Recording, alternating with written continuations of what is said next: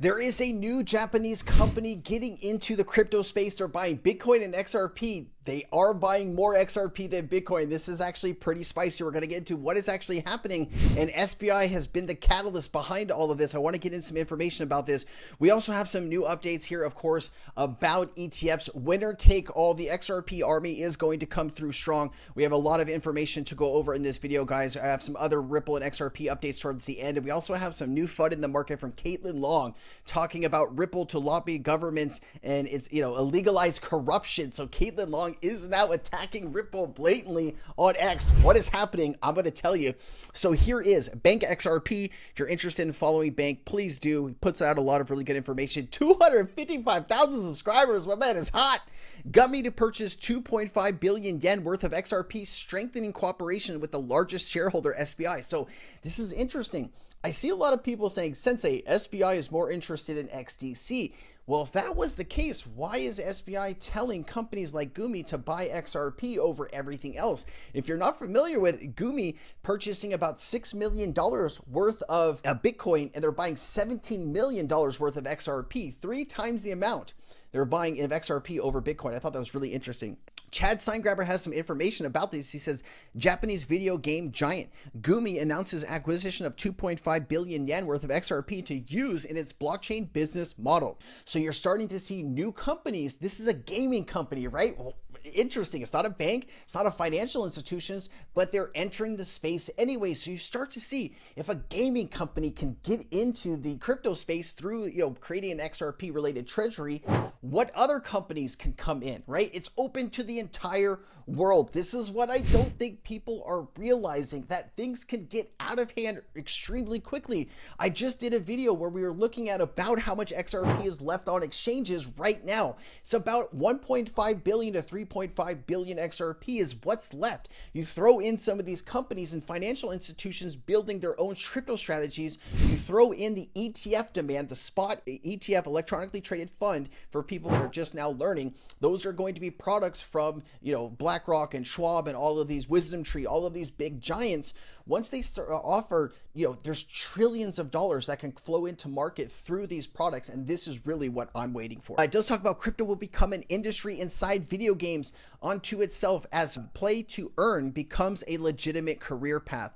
So thank you so much, Chad, for posting that information. Really good. A lot of people are talking about it. And here's that information I was telling you about. Wrath Economy says they purchased 6 million in Bitcoin and will buy 17 million in XRP. What does this show you? This company is more interested in XRP. They can see the utility behind XRP. If the utility was there for Bitcoin, they would be buying more Bitcoin, wouldn't they? But they are not. SBI is telling them XRP is going to be the solution to unlock a lot of your, unlock a lot of maybe some of the issues that you are having with payments or in-game transactions. XRP can facilitate all of that for a very low cost, instant 3 to 5 second finality settlement. This is what companies are going to be looking for moving forward. $17.24 million. This is an institutional endorsement of Ripple and XRP. This acquisition demonstrates growing confidence in Ripple's technology and XRP's utility as a financial asset. Boom! SBI Holdings, as the largest shareholder and a prominent promoter of XRP, reinforces its commitment to Ripple and XRP ecosystem. Feeling it. Gumi's strategic investment aims to bolster its blockchain business, suggesting XRP will be used in real-world financial applications. This is what I'm talking about. They're not talking about Bitcoin's going to be used in real-world applications, and this is what the Bitcoin problem is. Yes, Bitcoin's probably going to go to 500K and $1 million, right? Because people believe that it has utility, and people tell them that it has utility. But when you start to really look, who's tokenizing anything on Bitcoin, and why would you? It's so expensive and it's so slow. It's the first, right? We were talking about this in a live stream I had the other day. We were talking about companies that were first into anything, right? Like cell phones, or remember streaming music, Napster and LimeWire? They were the first. Where are they today? It evolved into Spotify and YouTube Music and Apple Music and Google Music, right? The technology evolved and people evolved with the technology. And the first one sometimes isn't still here 20 or 30 years later. And so you start to wonder, when people really figure out that Bitcoin doesn't have a use case outside of being a store of value, is that, are institutions really going to want to buy that over something like XRP or HBAR or Chainlink? I don't know. I have a hard time getting around that. You know, I get like it's the long play and Bitcoin's been up 55% every year for the last few years. But now that some of these utility assets are coming into focus, regulation is coming into focus. You know, what's this going to be like, right? SBI Holdings is preparing to launch an ETF, including XRP and Bitcoin, to integrate Ripple's RLUSD stablecoin, demonstrating a coordinated push to expand XRP's presence in institutional products. Now, this is also a test case. When you're having SBI, one of the biggest decision makers in the Japanese banking system, coming in and using LUSD and XRP to do all of this stuff, it sends a message to the rest of the world that, hey, we are doing this. It is working. We are saving tremendous amount of money. You can too. Just pick up the phone and call Ripple, baby. All right. And somebody asked the other day, like, how much does Ripple pay me to make content? Ripple's never paid me anything. I've never even had a good conversation with them. Well, I've had a conversation with a few people, but nothing good, man. Like nothing like, hey, come on to the show. Let me interview. Let's educate the crypto community. They're like, all right. Do you see this landscape as a winner take all? So this is Nate Garassi. He is an ETF insider, connections to BlackRock and all this other stuff. He's on this podcast. Let me listen to you. Let me ask you this. Do you see this landscape as winner take all? And let me add a little bit of color to this, which Leah will probably appreciate because she knows I have way too much fun out on X tweeting about crypto. But one of the things, Max, that has really stood out to me is just how tribal crypto is, in the sense of you have Bitcoin maxis, you have this XRP army. They're obviously very passionate supporters of Solana in Ethereum. Hedera, I could keep going. Is it winner take all in certain areas? And we can set Bitcoin aside if you want, because I think most people agree that's a different situation and how that's viewed and how it's established itself. But is there room for many competitors? Because this tribalism makes it seem like it is winner take all. Great question. Fantastic question. My answer is I don't think it's winner take all, but I think it's winner takes most. Winner takes most. Not every ecosystem has you, the XRP Army. You are the people that show up every day to show your support on X or online, or watch content and leave your comments and really educate yourself. You are a different breed when you look across the crypto space. That is special. You see something that a lot of other people don't. And that is a very unique quality. You are my people. I love you. I absolutely love you. Wherever you are in the world, you are my people. And then so Bank XRP said there are now more than 90 crypto ETFs pending SEC approval, led by XRP and Solana. You wanted to know where the money is going to be made? It's right on the screen right here.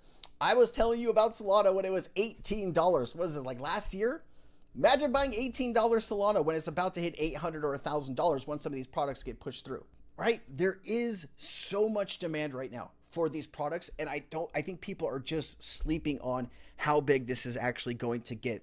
No, October 18th through like the 23rd or 24th, that is the time that you're going to want to be paying attention most. I would imagine that if there's some like insider information that these things are going to get approved, you're probably going to see pumps in September and into October. That's just like my personal feeling from looking at the market. I could totally be wrong. Don't, please understand that I make mistakes all the time in life. I've seen something like this play out before. If you look at Bitcoin, not so much Ethereum didn't really have that buildup, but it's like as the Bitcoin ETFs were going to launch, you saw this really big buildup in the price months before.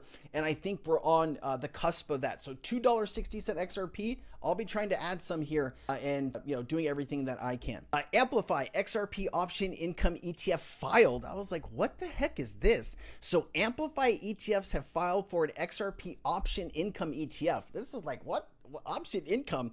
Which would be an actively managed exchange traded fund aiming to generate monthly income using option strategies on XRP. This filing signals a major attempt to bring mainstream regulated investment products to the XRP ecosystem, potentially allowing institutional and retail investors to gain exposure to XRP's price movements and yield generation without holding the asset directly. What is Amplify XRP option ETF? The Amplify XRP option ETF is designed to track XRP's price while using options strategies to generate regular income, similar to covered call ETFs offered for stocks and other digital assets. It would trade on CBOE BZX Exchange, letting investors access XRP option income through a regulated fund without the need for crypto wallets or direct asset management. This is a big deal, right? When people can invest in an asset without not having to worry about a seed phrase or a cold wallet or storage, they just need to buy this option or this product, and they have the access that they need. This product is actively managed, meaning portfolio managers will adjust holdings and option positions to seek optimal returns. So you do have, financial advisors. Excuse me, I was looking. My mind went to regulators and advisors at the same time, and I don't know, it didn't work. But you're having financial managers and people that give advice on what to put your money into, right? If you have so much money at some type of bank or some type of fund, usually it comes with a person that says, hey, this is hot in the market. This is hot. You should, you might look to get some of this in your position, or this is something that could be recommended to institutional investors. And that is the big part here. Why is this so important for XRP? An SEC filed ETF means institutional investors like pension funds, insurance companies, and wealth managers can potentially gain XRP exposure through familiar investment vehicles, driving adoption and legitimacy. Income generation strategies like selling options may attract investors seeking yield, in addition to capital appreciation with lower counterparty and custody risks than direct XRP holdings. It marks another step in U.S. financial industry's adoption of crypto assets, especially given XRP's historic regulatory scrutiny. So a lot of really cool things happening there, ladies and gentlemen. And we start to look at how big this list is going to be when we actually get to October. I think there's going to be more filed. Now let's get into what's happening in the FUD of the market. Digital Asset Investor says, according to Caitlin Long, it's legalized corruption for Ripple to lobby the government. The Bitcoin lobby, however, is completely legit. Bitcoin Ethereum proponents colluding with the government to rig a regulatory monopoly in favor of Bitcoin and ETH for the last decade, all just fine. The same government then deploying regulatory capture against Ripple for 5 years, all fine. These people make me sick. Let's listen to this, and I'll give you my honest opinion. Powerful people in the U.S., unfortunately, has legalized corruption in the form of pay to play. And boy, that's just the way it works. Anybody who makes political donations gets access. And we're seeing that right now in the scrum of whether Ripple will be part of the strategic Bitcoin reserve. There's been a big fight over that. And then now it turns out that Trump might not follow through with his advisory council and might instead do a series of summits because of the tribalism in our space. And that is mostly Ripple being the controversial one. But Ripple gave an enormous amount of money to politicians. And so they get access. It's so fascinating how... Okay, a few things here. I didn't see Caitlin Long complaining when the Ethereum Foundation basically bribed a government official to give the SEC approval for Ethereum as not a security. Remember ETHgate? Does anybody remember Ethereum Gate? And how that was pretty corrupt and nothing happened. Caitlin Long wasn't out here talking about that. She was behind the scenes trying to make some money. Now that this favors Ripple and Ripple's going after a national bank charter, right? Caitlin Long didn't get her banking license for so long. She felt excluded. Now she's mad that Ripple had to go play the game. Ripple had to go and raise money and give it to politicians because they wanted to help reshape policy. That's a problem. That is our whole government system. Pharmaceuticals, car manufacturers, they all send money to Washington. They all lobby. So if you have a problem with how the game is played, go cry somewhere else. I do not appreciate this. She's obviously, she's favored Bitcoin, Ethereum. If XRP goes, she's going to lose some. And she's trying to say and do everything that she can to make sure. Not a fan of Caitlin Long. Let me know what you feel about Caitlin Long in the description or down below. Whatever you want to do, there's a chat. You can type in a message. Let me know what you think. It's just a pay-to-play system. It just is. And that's not, unfortunately, something in all the corruption that's being uncovered that is going to change anytime soon, because it's just the way the U.S. system works right now. McCain-Feingold, in retrospect, was a terrible approach because it basically made it so that money and access go together. What's that Justin Timberlake song? Cry me a river, cry me a river. That's what I hear when she's talking. I can't take Caitlin Long seriously as a person. Like everything that she does. I don't even want to read anything about Caitlin Long. Let's just move on. There's another person. This is like Grant Cardone. This guy looks a little out there, looks a little wacky, but he's also doing everything he can to, I don't know, whatever it is he's doing here. Let's just play this. Tulip. mania. I will remind everyone, okay? Don't listen to that bullshit story. All you hear is the tulips. The entire flower market in the world still transacts through the Netherlands. Correct. Bitcoin is the platform. What are you guys talking about? I don't care if XRP crashes. Okay, that's the tulip. There's a platform of flowers that are traded around the world, and it all happens in tulip land. Ladies and gentlemen, this is a prime example not to do drugs, right? And then don't go into a podcast and start talking randomly about tulips and the flower market and comparing it to the crypto market, because you're not making sense, man. You're out there. I did go to the Tulip Festival in the Netherlands, and that was absolutely beautiful, man. It was, you have to go like a specific time of the year, and it was, man, I never saw so many flowers and beautiful designs. I don't know where that took me. Anyways, there are people out here that are going to say and do anything to stop what is coming. They have been out here trying to derail Ripple and XRP from the get-go. Now that Ripple and XRP is finally getting that pullback on that slingshot and things are about to let go and fly forward, they are worried, and they are going to say anything, and they are going to do everything to stop it. See past the noise, see past the BS, do the research, know what you hold. Don't listen to people like this, because if you do, you're going to end up like this.